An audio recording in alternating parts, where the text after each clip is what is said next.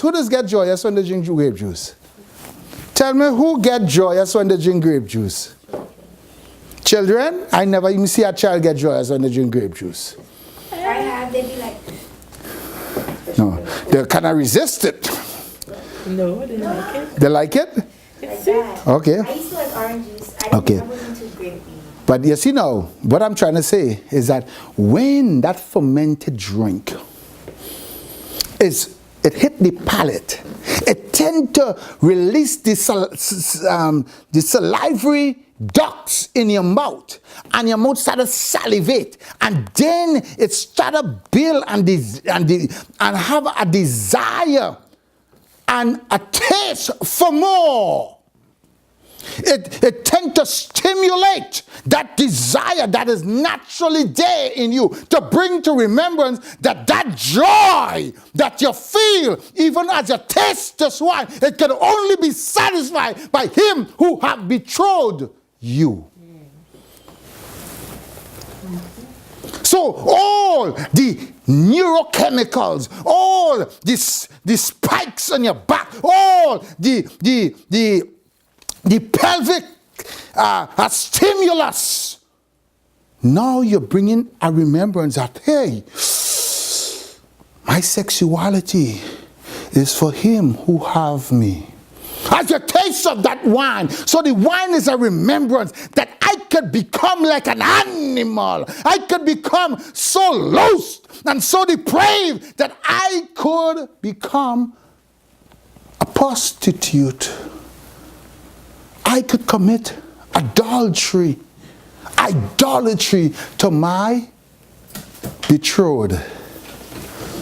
Listen. So now, all of that is what is going on here, as Yeshua is actually saying, listen, Shema. Paul is bringing to remembrance what Israel know as they are betrothed as a bride, or as the man stand continually ready, working to build.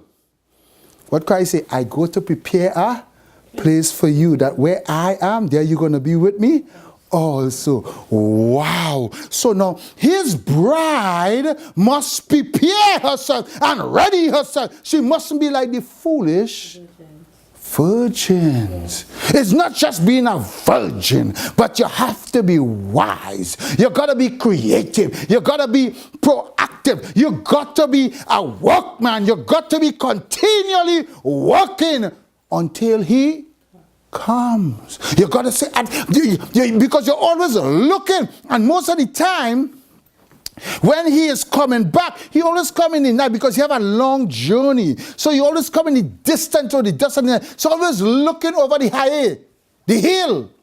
And as you come in, you see a little light beacon coming. Oh, you know your lover coming. And you see him from a distance. There is a joy and a rejoicing, because he's coming. And he said, those who are of my household, they shall know the time and the season.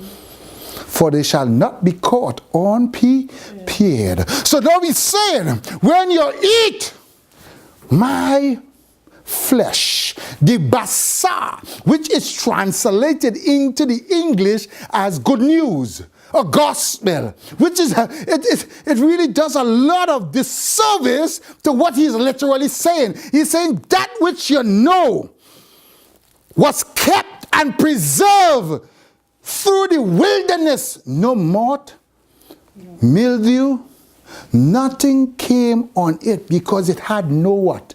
No yeast. It had nothing that could contaminate it.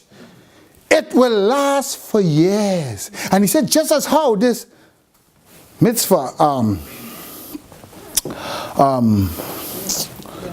the bread, the matzah, thank you. Just as how the matzah will last, so you would last. If you examine, it's conditional. If you examine yourself, yes. I never know that, that yeast, so yeast will make bread go bad. Exactly. That's the pollution. That's the leaven in it. unleavened bread. He never actually touched. That's right. Because the yeast is the pollutants in it. And this is, we have been polluted by default. But him who has no pollution in him has given unto us a new bread and a new wine. So we see now how the wine salivate. And we see now how the bread preserves and brings the body into totality for him to dwell in his kingdom.